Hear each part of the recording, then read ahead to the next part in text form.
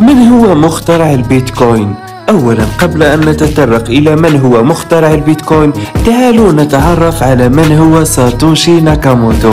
ساتوشي ناكاموتو هو اسم مستعار يستخدمه الشخص أو الأشخاص الذين طوروا البيتكوين وقاموا بتأليف ورقته البيضاء، وأنشأوا البرنامج المرجعي الأصلي للبيتكوين ونشروها. وكجزء من تنفيذ العملية ابتكر ناكاموتو أول قاعدة بيانات سلسلة الكتل، وكان ناكاموتو أول من حل مشكلة الإنفاق المزدوج للعملة الرقمية، طبعا باستخدام شبكة نظير إلى نظيره. وكان ناكاموتو نشطا في تطوير البيتكوين حتى سنة ديسمبر من سنة 2010.